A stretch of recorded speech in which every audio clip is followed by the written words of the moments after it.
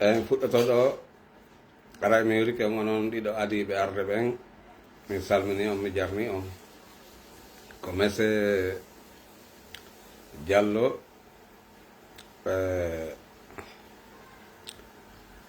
kañum mi anda hombo kadi woni ɗimmo on kanko inde makko nde jippaki taw haray miɗo salmina on miɗo weltano miɗo weltoro on doole doole onon wonɓe senade ɗo e sentoɓe ɗo fof en heeɓi taw yimɓe nayo ewa haray tigi tigi on iɗen jippini ɗo photo ji tati Mamady Doumbouya o photo ka o croisi juuɗe makko ɗen ɗo ɗum ɗo ko fewdo ko wonno ka force spéciale adi o laamade o photo ka o jooɗi dow ɗo ka o jooɗi ɗon o waɗi toujours beret rouge on ɗon photo ko photo mo o waɗi fewdo ko o wonno e yewtude ko ɓe ƴetti laamu ngun tun o wi'i wondema il y a beaucoup de gens qui en train de zirer sur le Coran mais eux, ils ne savent pas qu'un jour ça peut l'attraper s'ils n'ont pas fait la manière qu'ils ont ziré, s'ils n'ont pas respecté le serment. Donc, le troisième photo, c'est là où lui-même, il n'a pas respecté le serment. Là où il était assis, il avait dit, tout ce qui fait le serment, il refuse de faire la manière que le serment a dit, ou bien ce qu'il a dit, le serment va lui attraper, peut-être ça sera devant nous, ou bien ça sera derrière nous. Mais en tout cas, le serment, ça va lui attraper s'il n'a pas fait ce qu'il avait ziré.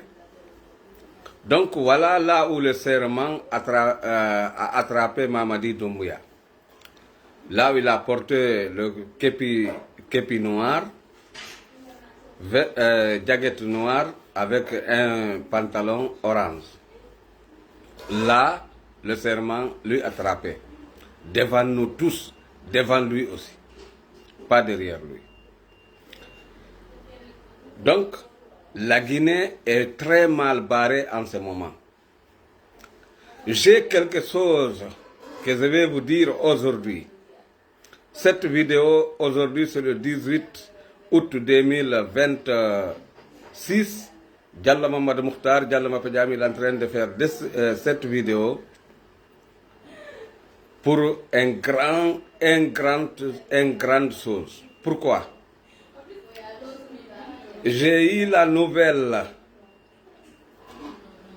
Il y a des gens qui nous ont parlé serment, c'était très très fort. Fodeya image a hiwrama ton an Diallo kadi haray on fof on hiwrama noon seeniɓe ɗo ɓen fof ko honɗum woni konko min mi wawi humpitade mi humpitike force vive on e ɗuma mi humpitike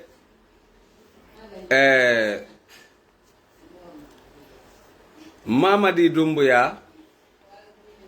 adi o jooɗade ka jullere fewndo force vive on jogino doole ka opposant e hoore Alpha Condé Mamady Doumbouya ɓe signoduno e Alpha Condé wondema woyo Alpha Condé accuɗuɓe e sukaɓe ɓen kala yaltinɗo hoore fi manifestant e jakka yo ko gilandema fewndo Alpha Condé ɓe heɓi sukaɓe ka la axwal wonɓe signalude ɓe sukaɓe suusuɓe deedi ɓen gilandema fewndo Alpha Condé woni ka pouvoir ɓe heɓi sukaɓe ka nder axwal ton ɓe ƴetta woɓɓe ɓe nokkugoɓe naɓaɓe ɓe jooɗo ka nder axwal ton golle maɓɓe ɗen ko soodangol sukaɓe ɓen koɓe waɗira atayama koɓe fiima ma ɗum yoɓana ɓe paasi si ɓe faala wadde déplacement e jakka yo tawi koɓe assassin ko honɗum woni on assassin ko ɓe wonno wadde ɗon, c'est à dire ko signalugol sukaɓe suusuɓe ɓen signala sukaɓe wakkiliɓe ɓen. ko ɗum waɗi Mamadi Doumbouya en ko kamɓe wari kala sukaɓe waranoɓe ɓen fewndo Alpha Condé. Wallahi billahi tallahi min heɓi on ɗon nouvelle ko laaɓiri wa ndiyam parate. Mamadi Doumbouya harimo woni numéro 1 kanko e miñam makko. Parmi les criminels wonnoɓe ɓen éliminude sukaɓe ɓen ka actual kala nde manifestation waɗno. ɓe inni wondema wo seede ko ɓe haalani men kon ko non woniri. woyo men wattani hakkil gila ndema Mamadi Doumbouya adda Guinée Conakry ko Alpha Condé addi mo Guinée Conakry. yimɓe waranoɓe ɓen avant Mamadi Doumbouya addede Guinée Conakry e gila Mamadi Doumbouya adda Guinée Conakry yomen ndaari ko njelo woni ko woni différence wara ɓen avant Mamadi Doumbouya addede ka e nder leydi men ndin addede Conakry e gila avant o addede e gila ko adda kon ko njelo woni ko waɗi différence ko wara kon. ko warano kon adi o addede e ko wara kon gila o adda ha no ƴettiri laamu ngun no. ɓenni yomen ndaari ɗum ɗon, yomen analyse ɗum ɗon. yomen ndaaru ɗum ɗon min anda e seede ko ɓe woni men e haalande kon ko haqiqa. Mamadi Doumbouya noon e nder ɗum o anniyi kala memminiɗo o waray on tigi fiino Alpha Condé tuunira, ça veut dire ko jamfa e nder jamfa. ɓe anniyi Mamadi Doumbouya e groupe mum on, ɓe anniyi ɓe suɓodiri, ɓe anniyi joni ɓe waray yimɓe ɓen ha tawata harasi ɓe nangi Alpha Condé hay goto wowlata. ko ɗum ɗon ɓe utilise wargol yimɓe ɓen ɓe utilise ha ɓe wawi jogade Alpha Condé. Mamadi Doumbouya noon ha joni hiɓe continue wargol yimɓe ɓen assassina yimɓe ɓen. sabandema ko ɗum ɗo woni vision makko on. oɗo yeruhimo wuuri, yeruhimo dari, o wawata accugol wargol wonugol sabu yo yimɓe ɓe ware. ko ɗum waɗi mo wi'ime wondema kañum maapaki mo wi'imen kañum ma yo yafantolam mo wi'imen kañum maapaki fiino ɓeɗo dundarankeɓe iwira e hoore men, haray on tigi meɗen andi on tigi o faamali ko honɗum fewndi Laguiné. Laguiné no waɗa kidnapping, Laguiné no joga en otage, Laguiné no joga en otage. La Guinée a pris en otage, ils ont pris la Guinée en otage. Mais ce n'est pas seulement Mamadi Doumbouya avec les Français. C'est pour cela, lorsqu'ils ont rencontré pour voter pour le ECO, Mamadi Doumbouya, il a dit qu'il ne vote pas pour le ECO. Il n'est pas d'accord pour changer le franc guinéen. Parce que ce n'est pas lui qui est en train de diriger la Guinée aujourd'hui. C'est sa femme avec le Français. C'est le Français qui est en train de diriger la Guinée aujourd'hui. Tous les contrats qu'ils sont en train de signer, c'est en bas des gouvernements français. Mamadi Doumbouya, en ce moment, c'est comme un sous-préfet de Français en Guinée-Conakry. Il ne peut rien faire si les Français ils n'ont pas d'accord pour lui. C'est pour cela, lorsque Mamadi Doumbouya avait dit qu'il va aller en vacances, il avait voulu que quelqu'un d'autre va faire la transition, parce que Mamadi Doumbouya, il n'avait pas voulu de faire retour. Il n'avait pas pensé de retourner en Guinée. Il était totalement débarrassé de la Guinée. Mais comme les Français, ils ont tout fait pour que Bala Samra va rester au pouvoir, ou bien Idi Amin, les militaires, ils ont dit jamais de la vie. C'est pour cela, Mamadi Doumbouya, ils ont dit, c'est mieux que tu vas retourner d'abord. D'abord. C'est mieux que tu vas retourner d'abord, jusqu'à on va chercher quelqu'un qui va rester sans discussion. musidɓe tedduɓe Mamady Doumbouya hino ɗo kaw huɗi hoore makko ɗon ɗo kaw jooɗi ɗo ka waɗi o bere rus ɗo ko ɗo o jooɗi o inni wo no woodi woɓɓe wonɓe wondirde kaamilu ɓe sikka wondema si ɓe wondiri kaamilu on kaamilu no nangata ɓe jogoɓe so tawi ɓe waɗali ko ɓe wi ko o wi kono ɓe wonduɓe ɓe fopp maɓɓe ɓe heɓay bone no gasa ɓe heɓa boneji ɗin hara enen fof men hiɗe e yiyay ɓe no gasa ɓe heɓa boneji ɗin hara woɓɓe men maayi ɓe heɓa ɗum e ɓaawo men ma hara si ɓe nangaka ka aduna ɗo laakara ɓe nangoyte Mamady Doumbouya ka o jooɗi ɗo ko ɗum o wowli ɗon vidéo on kadi no woodi kala faalaɗo heɗade vidéo on mi naɓanaymo vidéo on ko woni min mi jindinta vidéo ji ɓeɗo ɗin hannde kadi kala ka ɓe wowli ko tawata hara ko fii ɗuma mi jindinayi kono sifa wayri ko penale mi jindinta ɗum ɗon hannde kadi kono kala faalaɗo si landi kelam vidéo mi naɓanaymo vidéo on ka privé ma e groupe kala ka faala ɗon miɗa wawi on naɓande groupe vidéo on no ka yewten fotten fi Fouta himo ka groupe ji messe Yeroba Yerobalde haray ka groupe ji makko vidéo on no toon wonɓe toon ɓen ɗo wawi ɓe landade ɓe jonna on wonɓe ɓen kadi ka yewten fotten fi Fouta yewten fotten fi Lagine kadi himo ɗon kadi donc haray vidéo o ɗo wona juutowo ko andingol ɗon men humpitike ko laaɓi pos Mamady Doumbouya ko wari ko ɓe dogirno hiɓe wara sukaɓeɓen fewdo ɓe uyno fi wargol sukaɓeɓen ko fino ɓe pottinira Alpha Condé ɓe wawa hendade laamu ngu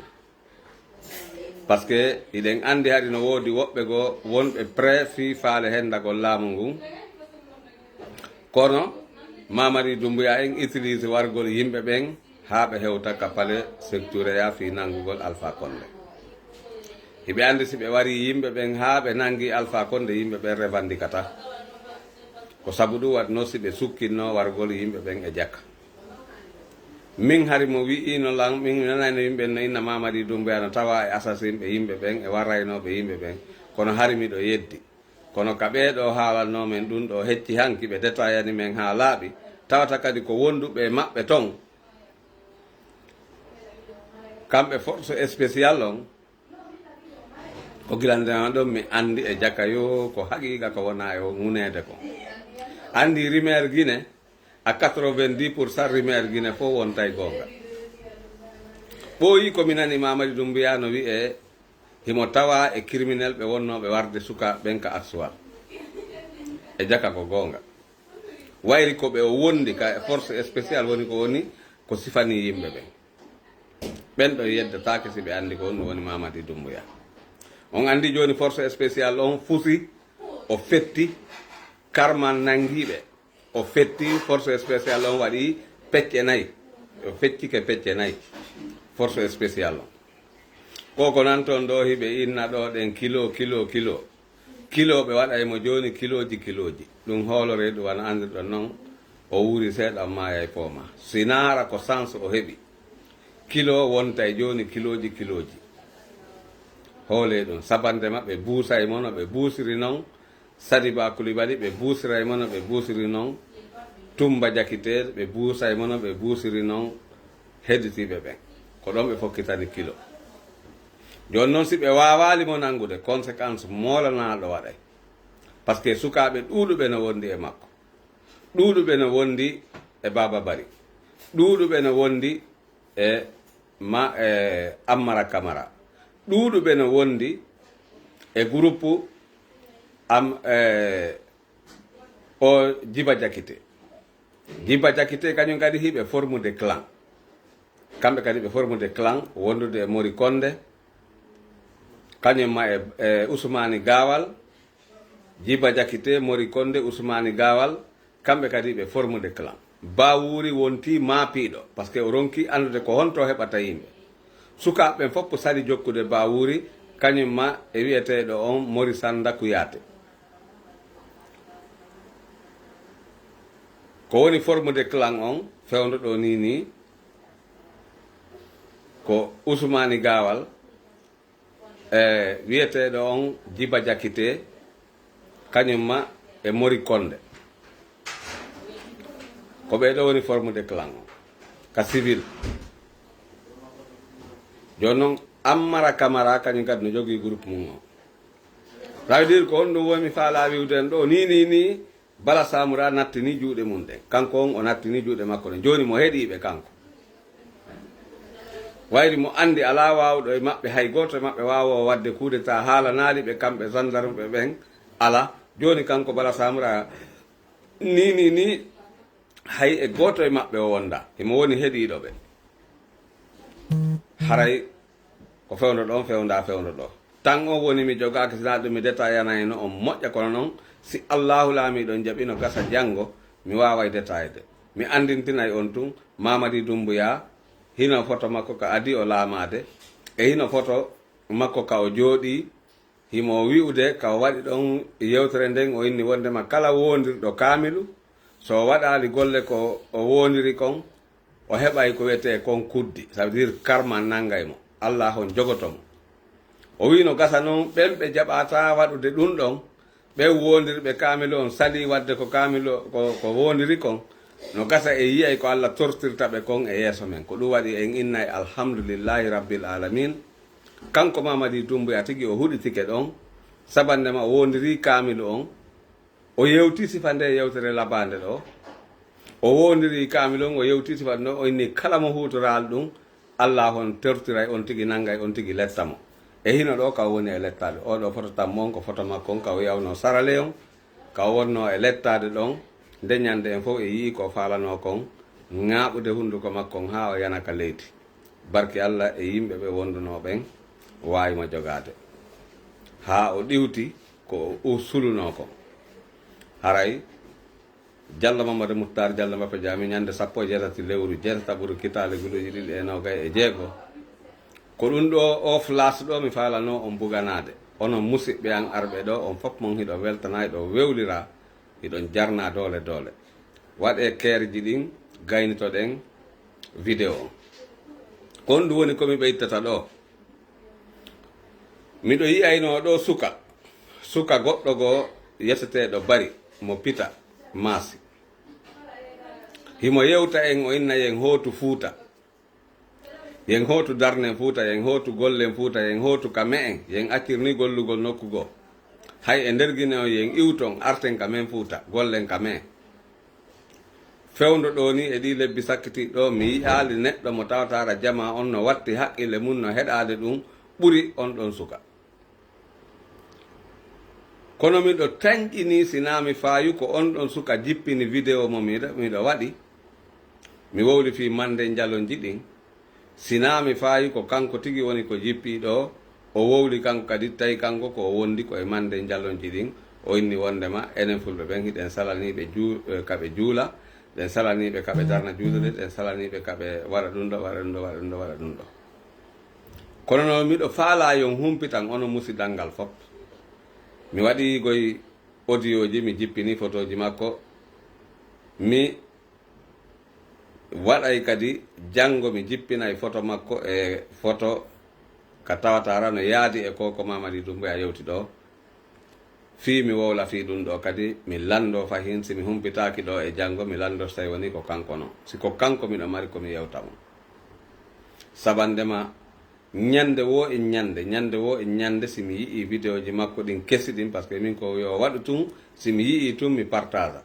miɗo tawa e ɓurɓe wonde partage ude vidéo ji makko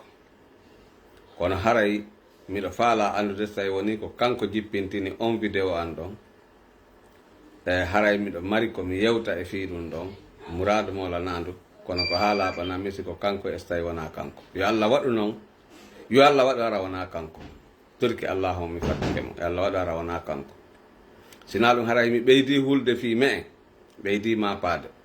sabandema yo Allah dandu en tawde ara neɗɗo mo townuɗen womo townuɗen ala fen o wonta e contre men ɗum ɗon haray moƴƴana en e leñol men ngol moƴƴana en e Fuuta moƴƴana en e Lagine moƴƴana en e Afrique neɗɗo townaɗo o townaɗo so tawi on tigi o bewi haray ɗum ɗon ko ella molanaɗo woni o wonata e ɗum yo Allah dandu en ɗum amin ya rabbi yo Allah waɗu hara wona kanko hara ko nanduɗo e makko turki Allahuma mi fattike mo yo Allah ittu ka bawgal makko o moƴƴinana en hande ko ñande 17 lewru jeetta ɓuri kitale guduji e nogay e jeego iɗon andi ko amora asora heɓa ka sora haray miɗo yawde ka sorugol fino yawde ka asugol fino mi heɓira ka mi sora yo Allah ɓantuti men en fof ha abadal abadi jalno mappa jami albarka mum on jarama